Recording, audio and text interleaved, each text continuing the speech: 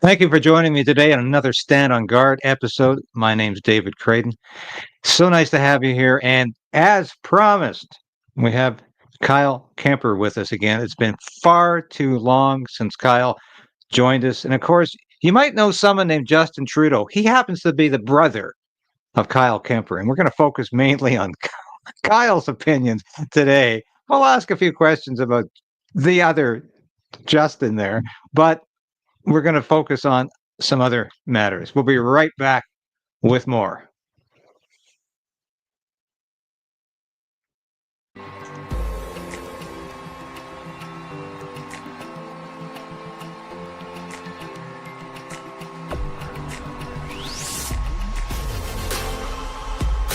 We need political change,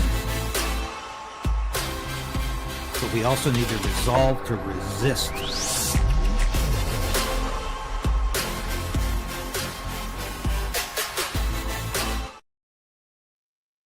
Please like the station now if you can and share it with your friends and family. We're discovering that YouTube might be sharing this information with the same 200,000 viewers. And it doesn't matter what show you're watching, you're only receiving a partial amount of information. We need people to know all of the information that's out there. So please share the station, support it in any way you can, become a subscriber. You might need to resubscribe because people get unsubscribed. Without further ado, though, I want to welcome my guest today, Kyle Kemper. As I said, Justin Trudeau, yeah, he's your brother. But you must get tired of people saying Kyle Kemper is the brother of Justin Trudeau, and I think that we just discussed that the last time. I want to get talking about your life right away because we always get into Canadian politics, and I'm not going to get too far into Canadian politics. I want to talk about your experience in the U.S. But what are you doing right now, Kyle, with your life? I know you've got a YouTube station. You talk about crypto, but tell us what are you doing right now? Oh, thanks, David, and great to be on your show again. Right now, what I'm doing is I worked on the Kennedy campaign for like 500 days, and it was kind of all in.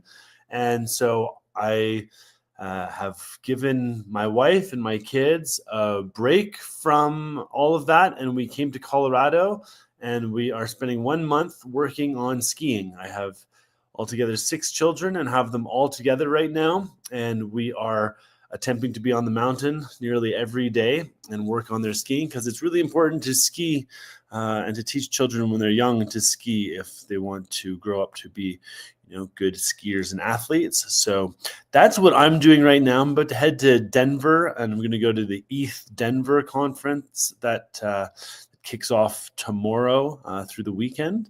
And that's a convergence of a bunch of the leading innovators, pioneers, businesses, coders, developers within the decentralized Ethereum space, but also just the crypto space in general.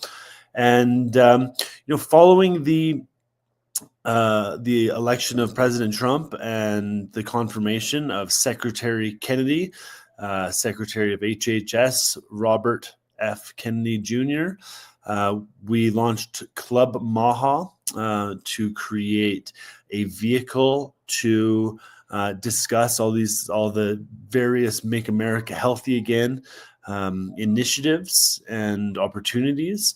And we've got a podcast that happens every Wednesday night at 9 p.m. Eastern time on X. On Join Club Maha is the handle. You can also follow Ian Carroll, who's one of our hosts. And it's been an incredibly well-attended podcast, kind of live discussion of the news of the day. And so we've been doing that, and we've been averaging almost 100,000 people a show for the last, this is going to be week 8. So yeah, that's what's kind of cooking here on my end. And I'm just, forging forward, doing the best I can, and also keeping a close eye on everything that's happening in Canada. And I'd really be interested to hear how you're feeling, David, about things in Canada right now. Well, we'll get to that in a minute because I do want your opinion on the Liberal leadership race. And I've got a brief, very small clip of that last night. Very bizarre moment from last night. But I watched Robert F. Kennedy's swearing-in ceremony. And in fact, I showed that to my audience. I was so impressed by it. I don't think anybody else could have said what he said in terms of him feeling that Donald Trump was like a divine intervention in his life without sounding like a hopeless sycophant. But he made it sound not just sincere, but absolutely true. And I was so impressed with how he responded and how he was so grateful to have this role. And the Democrats tried everything to stop this, of course, even bringing out his cousin, Carolyn Kennedy, to smear him. I just thought that was the most disgusting moment I've ever seen in any confirmation hearing. And it got pretty bad during the last Trump administration when he was trying to move some justices through the Senate. But this was just absolutely abhorrent behavior. Calling him a sexual predator, calling him basically a madman who thought all vaccines were going to kill people. But got it. Why was absolutely ecstatic? Because as I said in the last interview, one of the reasons I was excited about the U.S. election in 2024 was the participation of Robert F. Kennedy Jr. I thought this is a guy who is going to shake up America. And when it seemed apparent he wasn't going to win the presidency, I was so happy that Donald Trump did intervene and say, join my team. I'm going to give you a prominent role to make America healthy again. So are you optimistic that we're not just going to see paper, the wallpaper here, that we're going to see real change in how America deals with health? Oh, absolutely. I'm very, very optimistic, but it's already taking place as well. Like, there are bills passing, all across America right now that I would say are Maha, aligned. And, Bobby is getting to work. He has executive orders supporting him, enabling him to get down to business and to start cleaning up, frankly, a very, very large corporate captured mess that represented HHS, NIH, CDC, FDA, and more organizations. So Bobby's got his work cut out for him, but he's not alone. That's the other thing is, within his campaign, so many talented people from many different industries kind of came and brought their energy. And not everybody, but a lot of people were a little bit let down when, he chose to endorse President Trump.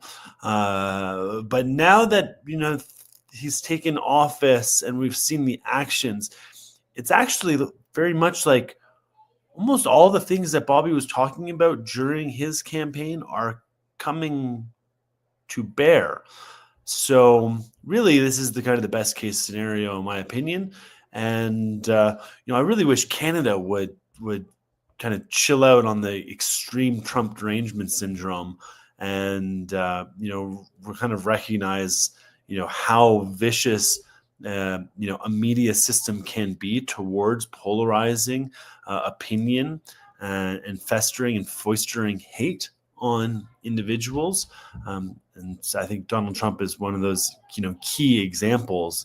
And, you said, heavens, Trump might be like a savior for America. Well, frankly, could also be, a savior for Canada because the situation in Canada right now, you mentioned liberal leadership, and we can get into that. But the entire political landscape, it's, in my opinion, it no longer reflects the will of the people very well. No, I would have to agree with you. I think we're almost at a uniparty level here in Canada. But I'm very optimistic about the United States. I think Donald Trump is making America great again. I've never seen a flurry of activity like this. I would even compare it to Franklin Roosevelt in 1933. Incredible amount of, from a different perspective, obviously, but in terms of activity and coming through on promises, Donald Trump is a president who delivers. Unlike so many presidents who just talk about these things. And you think, well, he's not really going to do it, is he? Yes, he started on day one. And the first 100 days are going to be historic, unlike like so many other presidencies. But What really worries me, and you talked about Canada, you have a unique transnational perspective. I mean, you were born in Canada, you're raised in Canada, you're living in the US right now. You understand both countries very well. I think the last thing both of our countries need is a trade war. And I'm very disheartened to hear Donald Trump talk about March 4th, putting on this 25% tariff. I think it's going to be devastating for Canada. I think it's going to be catastrophic for our economy. And I'm looking for any way out of this. And I don't think Trudeau has delivered on his promises for border security. He has changed the deck chairs on the Titanic. You know, he did not put a 10,000 people at the border like he promised. And I point that out every day to people. Trudeau promised 10,000 frontline personnel. They're not there. He's delivered on a fentanyl czar, but this is a guy again who is closely linked with the Trudeau government. So I'm not sure this is the right person for the job. But what are your feelings about the tariffs in this trade war? Can we somehow get out of this and get back to a relationship where both countries can help each other with their trade and their economies? Well, I mean, I feel like we should be engaging in more discourse about the ideal outcome for North America, for Canada, for the United States. Instead, it's been very reactionary and slogany. When Trump started using the 51st state and the governor, he proposed a couple things, like, the notion of, the Canadian dollars would all be kind of, brought to parity. There'd be open borders. He outlined like some kind of opportunities, but it would be worth, I think, having, a critical discussion about, what a more integrated system looks like, because one of the things that's doing incredible work in America right now and highlighting the inefficiencies and corruption and the systemic waste is Doge, the Department of Governmental Efficiency, headed up by Elon Musk. Canada desperately needs something similar, because our government has been so incredibly wasteful and secretive and corrupt, and that's just a product of a very centralized system. Over time, it becomes more secretive and more corrupt. And we're dealing with almost peak centralization within the Canadian government right now. And, there is just massive spending. I remember Chrystia Freeland a number of years ago, when asked, where did $10 billion in infrastructure spending go? She just, I can't tell you. We don't know. And you look at all the spending that took place with the Ukraine debacle, with the COVID debacle, with the fake vaccines, all of that stuff. Like, there's just so much waste going on, and there's people taking points all across the board. And we desperately need that, because ultimately that's wealth transference from the people of Canada into, the hands of the few. And then it turns out the people, these few, are then holding, levers of power over Canadian society in much greater proportion than, we the people do. And then we the people, like, when we stand up, for example, with the Freedom Convoy, Pat King, fortunately, has been released on, with a kind of a 3-month kind of conditional sentence. But still, I mean, the man went through basically torture, as a result of standing up and protesting against what he and many others deemed to be massive government overreach and overstepping and violations of, the Canadian Charter of Rights and Freedoms, and more. Yeah, well, I'm glad you mentioned Doge, because we put this together the other day. I think you'll like this. This is the chainsaw for bureaucracy. Chainsaw!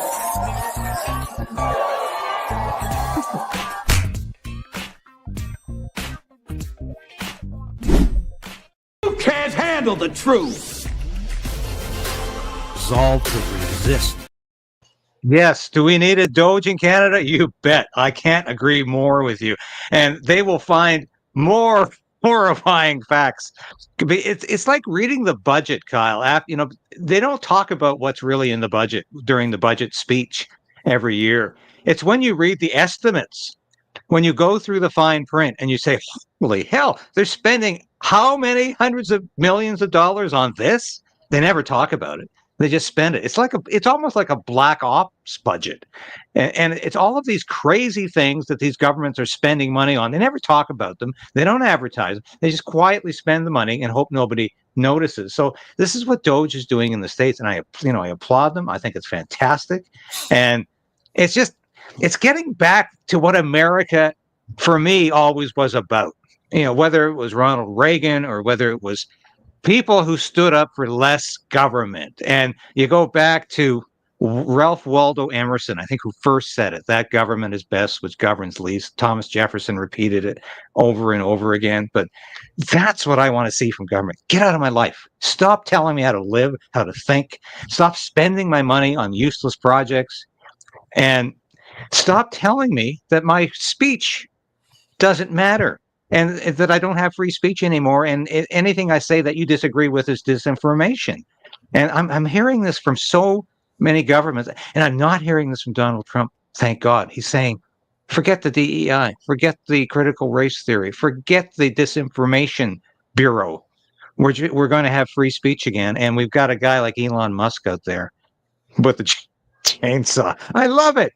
I love what's happening in the U.S. And what I'm saying to Canadian politicians like Pierre Poilievre is stop trying to distance yourself from Donald Trump. Say, here I am. Donald Trump doesn't know Pierre Poilievre exists. I can tell you this. He thinks Wayne Gretzky it could be the next Canadian Prime Minister. Donald Trump does not know who Pierre Poilievre is. So what is Pierre Poilievre doing? He's getting up on the stage and saying, we're going to get just as tough as the liberals on Donald Trump. We're going to be just as anti-American as Donald Trump. And it's fracturing his base. Believe me, I see the comments every day. Oh, yeah. He had his Pierre Poilievre is losing people very quickly. His words, his politicking that he is doing is not identifying himself as a free thinking populist that really cares about freedom within Canada. His pandering to Ukraine, his this reactionary words towards Trump. No, it's like he's literally in my opinion, he's such a a career politician who listens to the polls and the party probably so heavily in dictating it. That's why he never out of principle stood up against the tantamount to genocide that took place against the Canadian population through the forced injections with no informed consent of an experimental gene therapy serum that continues to be pushed. Thankfully, in America, it looks like those days are over. But in Canada, there's still no acknowledgement around that. Or for this, with the truckers and the Freedom Convoy, really representing them. He never talked about Pat King. He never talked about the Coots boys and how they're basically, victims of lawfare and political prisoners. He continues to pander to this Ukraine situation when this is not the first agenda. But of course, we know the vaccine is safe and effective. We have to keep saying that. In a classic government situation, he berated Justin and the Liberals for not getting the vaccines out fast enough. That is just the essence of this system of government that we have. It's like one person says up, the other just says down. There's no talking about what our ideal outcome is, and why at this moment, Pierre, why don't you encourage Doge? Why don't you say, damn it, we need Doge here in America? We are in Canada. Exactly. We need Doge. Everything has gone completely out of control. We need some understanding, because our cost overruns are so high that we cannot afford this anymore. And honestly, we should sit down at the table, with President Trump and have an open exploratory discussion. I mean, honestly, I don't see why we need a federal government in Canada anymore. I just don't see any value that it's actually adding, other than just sucking away. The provinces are akin to the states. If the provinces all kind of manage themselves, and even if we had America as a protectorate, overseeing everything, let's at least let's explore that, because I don't know what the federal government is frankly doing, other than spending way more money than it's bringing in and taxing the hell out of Canadians, to the point where good, hardworking, earning Canadians want to leave, or they're not able to actually earn enough to not thrive, just survive. We have of Canadians are not able to thrive. They are not excelling and reaching their full potential. They're basically surviving, because our taxation system is so punitive. And you talk about a 25% tariff coming on board. That will hurt, but carbon tax also hurts. Heavy income tax is brutal. Capital gains tax, death tax, estate tax. They just continue to add up. Then you throw on a crazy surveillance society from heavy duty municipal taxes, but also serious municipal fines as well. So for example, in Ottawa, the size of the Ottawa bylaw, bylaw team, it's massive, which requires them to go out and give out tons and tons and tons of fines just to pay for themselves. So it's this is just the same with a lot of the police too. They, all those additional fines and tickets that get levied on the population, many of which are victimless crimes. You've now got speed cameras, you've got red light cameras. Some of the red light cameras even have short yellow lights. It's very deceptive, very, very deceptive, harmful, economically, spiritually to society. And, they've been really leaning into this. So it's time to really, think critically about what it is we want of Canada. What are the ideal outcomes that we would like to see? Personally, I would like to see income tax completely gotten rid of in Canada, which would would encourage capital to flow back into Canada and do a spend in Canada.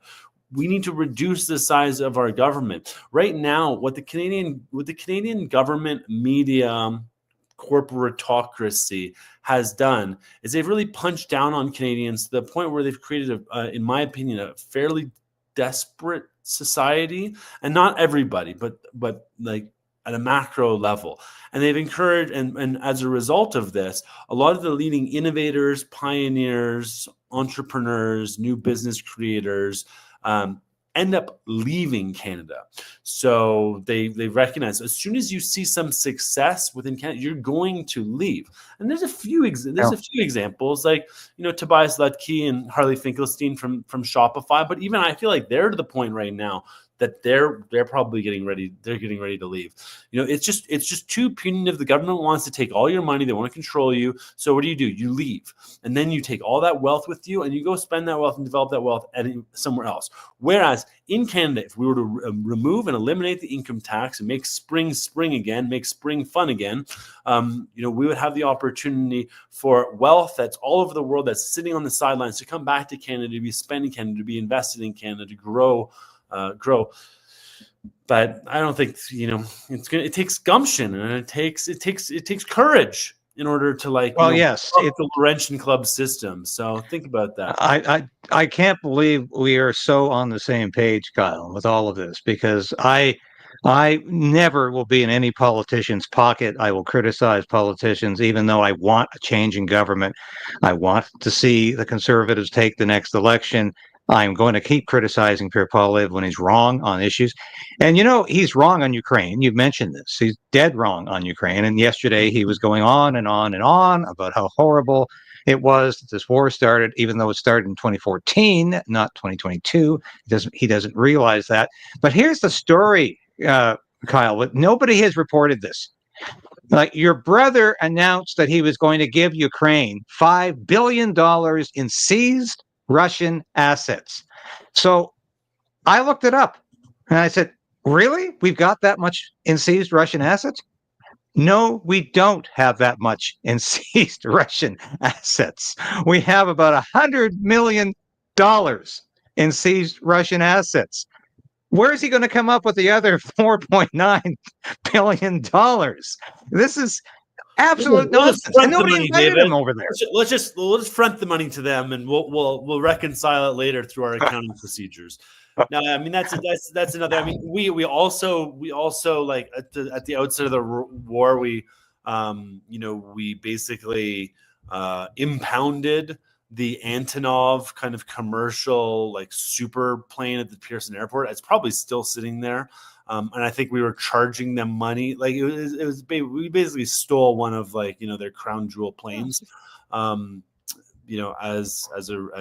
a punitive effort for whatever that whole thing was. It was interesting when the script started getting played, because it followed so tightly to the Freedom Convoy. It was one day it was all about like how everybody in the Freedom Convoy were basically like Nazi terrorists, and then the next day it was, ooh, Ukraine, out of nowhere. And then they just like what they do with these things is they flood the zone.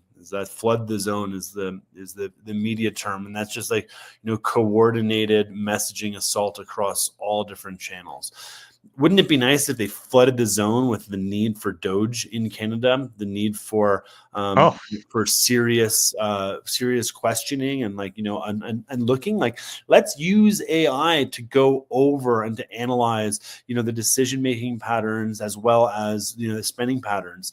And I don't know necessarily if we need like Elon Musk to be the one to do that. I'm sure if he was invited to do that, he would, based on the learnings of it, be able to. But it might also be another big figure, because I heard someone say that the Canadian Taxpayers Federation is doing like they're doing Doge. They're like, we're doing Doge already, we just don't have any awareness. And that's the sad state of the system. It's like take someone like Elon to like create this massive global energy and awareness for it when these things were already happening. Just like all the US aid information, all of that was already public. All of that was already public. But once Doge came along, like the spotlight got shone on it. And I'm sure there's already so much visible, in plain sight, corrupt, wasteful, useless, zero value adding spending that's taking place. That's full public domain within Canada. It just needs a little bit of effort on behalf of a group towards understanding and highlighting it. And it will likely take, potentially like a celebrity-like figure or a powerful business figure to, drive that home. Like, I'd invite, for example, Kevin O'Leary. I'm not so sure. I like Robert Herjavec, though. I think he's interesting. I think some of like, the rest of that Dragon's Den crew, there's some interest there. Certainly Toby Lutke and Harley Finkelstein, like, they're two of the most celebrated kind of entrepreneurs in Canada who have been critics of, the situation. I would also say, however, they were complicit in the COVID tyranny, and their business Shopify prospered very strongly as a result of the lockdowns and all that madness. So, anyways, but that's kind of where my feelings kind of lie on that note. Well, you mentioned the fact that nobody is really talking about Doge in Canada, especially Pierre Poilievre. He talks about cutting foreign aid to dictatorships. Wow, that's really, really controversial. So what about Ukraine? Nice. Well, yeah, start with Ukraine. That's a dictatorship. So, how serious is he? But he won't talk about Doge. It's not a dictatorship. It's a democracy. It's a shining example of democracy. That's what I always said. Ukraine is a shining example of democracy, except there's no elections. There's no counter media. It's like, if that's a shining, if that's what you believe is a shining example of democracy, holy smokes, what is Canada like? A 5-diamond democracy, probably. Well, yeah, exactly. And want to shift here to, because this could go on and on and on because I just love talking to you. But Mark Carney, the apparent anointed successor to your brother.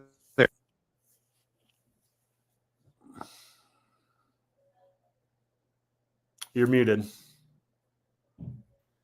And Mike, I'll tell you why Mark Carney concerns me. It's because this guy is not just a globalist extremist. He is somebody who completely distrusts democracy, and he's apparently going up surging in the polls. I don't understand why. But bear with me for a second. Here's a clip from last night's Liberal leadership debate. And this is how crazy the conversation is getting. The U.S., rather than guaranteeing, for the first time since the Second World War, rather than guaranteeing the rules-based order, the U.S. is turning predator. And so what Canada needs to do is work closely with our democratic allies, our military allies. I've been foreign minister. I know how to do that. That's why I would start with our Nordic partners, specifically Denmark, which is also being threatened, and our European NATO allies. I would be sure that France and Britain were there, who possess nuclear weapons, and I would be working urgently with those partners to build a closer security relationship that guarantees our security in a time when the United States can be a threat. And I would also, crucially, reach out to our Asian democratic partners, Japan, South Korea, Australia. They need to be part of the conversation too. We need to be ready for a world where the U.S. is not the leader of the free world anymore. Canada can be and must be a leader in building this new order. Our allies are looking to us and build a new world order where democracy and Canadian sovereignty is protected. Mr. Carney, you're up next. I'm going to associate myself. I'm going to agree with that. The only amendment I'm going to make is, unfortunately, it won't be a world order. It will be a subset of the world order because the number of like-minded countries is much smaller with the U.S. exiting. Then why won't you proactively disclose your corporate assets? I just feel I'm in the middle of a leadership campaign. I will be subject to all the conflict of interest rules and the ethics rules. I will happily comply with all of them. It's a straightforward process. That will begin as soon as this process ends, if I'm selected as leader of the Liberal Party. You were the vice chairman at Brookfield Asset Management prior to the chair. I was a chair. Sorry. In the fall, they moved their head office from Toronto to New York. Did you approve of that decision? And what does this say about your commitment to growing Canada's economy and betting on Canada as for now? Okay. So There's two things. I'll just correct a few factual things. One, I was chair of Brookfield Asset Management. I ceased to be chair on the 15th, I think, of January, when I announced for leadership. Also to be chair of Bloomberg as well. Ceased to be United Nations Special Envoy on Climate Action and Finance. Ceased to be a number of other things. So I resigned all my positions because I am all in for Canada, all in for this leadership, all in during this time of crisis to build our great country. Okay. Second, he goes on and on and on about how he's building Canada. This is a guy who's has directorships on 20 corporations. He uses Brookfield. He has used Brookfield to buy fossil fuels that he decries so much. This is a globalist, elitist, multi-millionaire who wants to just become prime minister overnight and wield power over the Canadian people. What do you think of Mark Carney? Well, and post-selection, probably renegotiate the election terms and just continue to hold unelected power for potentially another year or more. That man, he just represents again the corporatocracy's interests. It's of the party, by the party, for the party, and he would be the selected. And I don't trust him. And I would say, oh my gosh, Chrystia Freeland, that rhetoric that she is pushing, holy smokes, like, talk about just this, and this is like, highlights the situation that we're in right now between the, this new world order, global corporatocracy, cabal, spider, whatever you want to, like, label you want to put in onto it. And like, she represents the fighting, dying talons of it, especially when Donald Trump and, America is going through, its purging and cleansing of a lot of these, deep, dark control mechanisms, which, continue to hold. But those talons are strong in Canada, and Chrystia Freeland is, will continue to represent and push them. And, and she's choosing very, very big words here. But again, all that she has is words. She's completely full of shit, in my opinion. And she's I don't want to talk too much about her, because she's frankly doesn't deserve it. And she has, committed such grave overspending and mismanagement and destruction of the Canadian society and economy under her. Yeah. Well, it's been clear to me for quite some time that the Liberal Party of Canada, whether it's led by Justin Trudeau or by Mark Carney or by Chrystia Freeland, wants this next election to be about Canada versus the U.S. They want to run against Donald Trump, and this is why they're demonizing Donald Trump. This is why they're suggesting that there's going to be don't even talk about Pierre anymore. You don't even talk about Pierre. It's all about Trump. This is back to this, like, continue. Sorry. Yeah, well, that's exactly what I'm saying, is that they don't even talk about the official opposition. There is no official opposition. We don't have a parliament meeting, for God's sake. We have this government that just meets in secret once a week, makes decisions, and tells us what's going to happen, including doubling the budget for CBC, which my viewers are saying, oh, where did this come from? And this is all being done behind closed doors. There's no question period right now. There's no parliament meeting, and they could keep on doing this indefinitely if they want to, because this is a governor general who will just say, fine, do it. We'll agree to this. But what really angers me in this whole process is that we're not allowed to say, this is not about Donald Trump. This is about a liberal regime that has tortured Canadians, that has taken our freedom away, taken our freedom of speech away, that has that has an institution of euthanasia where people are coming around the world to commit suicide. This is a government of death, and we are not even allowed to talk about them. And it's all about Donald Trump, this evil Donald Trump, and the Americans now. And we have moved beyond logical, rational, political debate in this country. And unfortunately, Pierre Poilievre is playing right into this. And he needs to get it back to who the real enemy here is. It's not Donald Trump. It's not the Americans. It's Justin Trudeau, the Liberal Party, Mark Carney. These are the people who have upset the Canadian economy for the past decade. We need to get back to that. And we're not seeing that. So, I stand up every day and I say, Donald Trump, stop giving the Liberal Party a lifeline. Let's get back to what's important for these two countries. Let's get back to rational negotiation and discussion. And Pierre Poilievre, if you can't figure this out, somebody has to figure it out for you.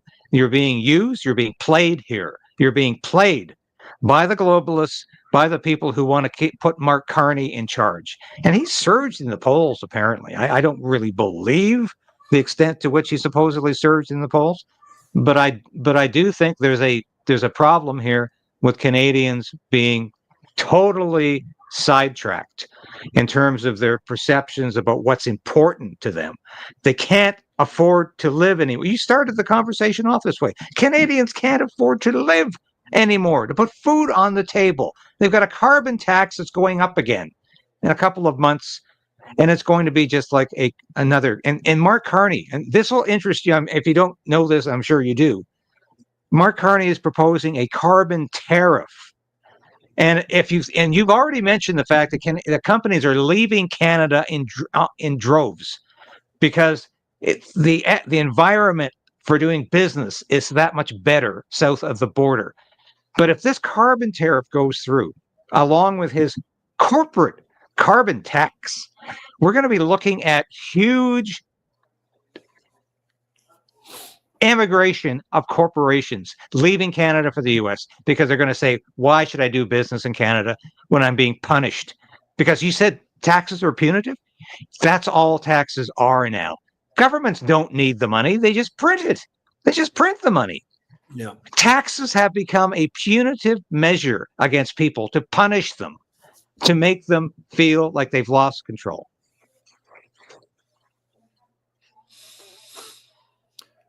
So where do we go from here, David? This is one of the things. It's like, I look at all the Canadian, the freedom lovers, which represent, a strong, powerful bloc. And a lot of them, they moved over to the PPC and are with Max Bernier, and, bless those guys, but they just don't have that attention. And, in America, there's only two parties. And as a result of, the Tea Party movement, it kind of led to the MAGA movement, which led to the election of Donald Trump. So if you want to actually get a populist in Canada, one thing is if a lot of the PPC energy were to get involved within the CPC party, because at the end of the day, it is a party. They can potentially sway and affect the direction there. And also, challenge some of this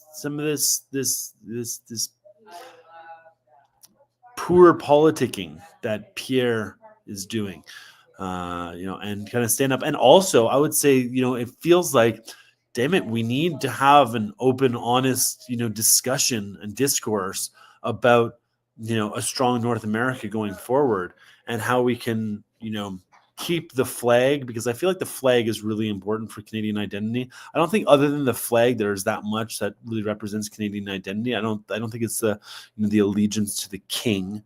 I don't think, I bet, 99 and 100 people wouldn't give a shit about allegiance to the king. The monarchy, the Westminster system of government, I don't think that's there. I think Canadians would be interested in the Constitution. I think Canadians would be interested, in a declaration of independence. But again, they need to be told this. And the sad reality is that much of Canada is under hypnosis as a result of an incredibly heavily subsidized media system. And you just mentioned CBC having its budget potentially doubled. Well, that means double the propaganda, and it also means that the people that work there won't be subject to abject poverty like the rest of Canadians. So again, it's like, kiss the ring and you'll do okay.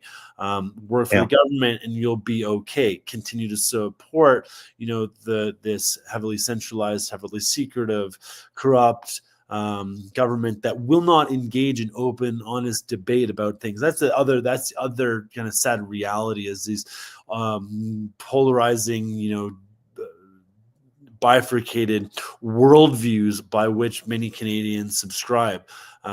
During the Freedom Convoy in Ottawa, there were two alternative worldviews. There was, the Freedom Convoy, participants were coming to express themselves civically and fight for our charter rights, and to civically protest what were deemed overreaches on many different fronts. And then there was the group that through media conditioning, and mass formation psychosis, I would also say, believed that the Freedom Convoys were Western, white, racist, bigot, Nazis, the small fringe minority. And exactly, and unfortunately that continues today. I mean, even my daughter has just come from America, from Canada. She has this, this hate for Trump, no reason. Also had a love for Kamala, all just based on general, just societal conditioning. And it's it's much harder to convince someone they've been fooled than to fool them. So, these are some of the challenges that we're going up against. And, certainly media, press, but also polls are part of the problem as well, David. And the fact that the polls are, paid for by corporates who are paid for by as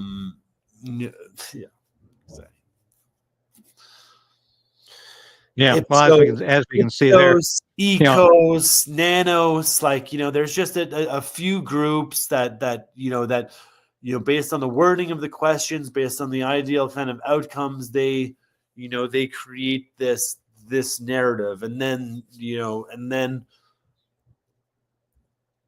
the polls help determine matrix reality. I'll say it's not actually based on what the people feel or see. It's based on how questions are asked.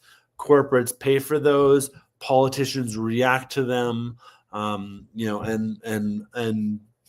This is a larger issue. Well, final question for you. Let's get the fucking fluoride out of the water, and hopefully people's brains can start acting a little bit stronger together, and we start opening up our pineal glands and critically thinking about the issues that are in front of us, as opposed to just going along with, whatever the television, whatever the tube is telling us to do. So. Well, you've been very generous with your times, and I'm not going to keep much more of it. Final question, Kyle. What do you think Justin Trudeau's legacy will be? If I was asked that question, I would say the Emergencies Act and COVID oppression. What would you say his legacy is going to be? Because he's about 2 weeks away from retiring from the Prime Minister's job. Is that how soon they're expecting to anoint or select the Liberal leader, or select March 9th? March 9th is the magic date. Yeah. Wow. Yeah. Well, I would say the legacy depends on your worldview. So which camp are you in? On one side, he's a hero that fought for the health and wellness of Canadians in the face of the greatest health right-wing uprising ever to come to America. And then on the other side, he's kind of represents, the leading actor that brought us great pandemic, forced injections, the Emergencies Act,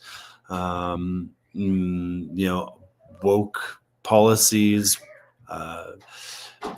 incredible inflation, to Canada as a result of the spending.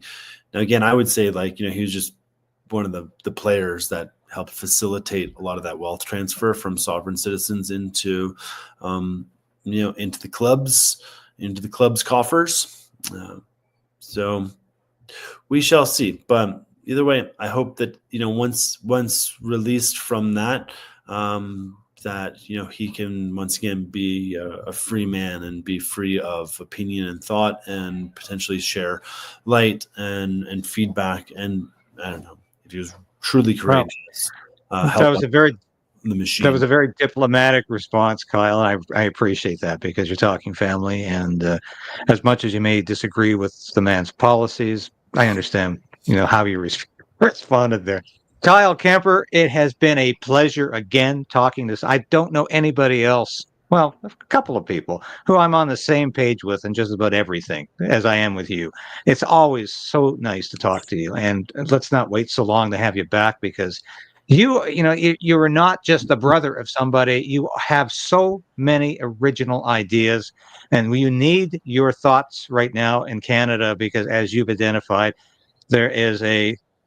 we are suffering from a lack of thought in this country at times, and people just repeat what they hear on the mainstream media, and sometimes even what they see on YouTube, because there are so many people on YouTube who are very good at nothing except making money on YouTube. They haven't got a single original thought in their heads. And we're going to have the information for your show on X in the description. Watch this man's broadcast. He knows what he's talking about. He's got some great ideas about the economy. And thank you so much, Kyle, for joining me today. We love you here. And please come back again. Love you too. Okay, farewell. Bye, everybody. Bye for now. That was Kyle Kemper. Thank you for joining me today on Stand on Guard. What a conversation. Thank you so much. We love you. And please support the station in any way you can. We'll be back again tomorrow.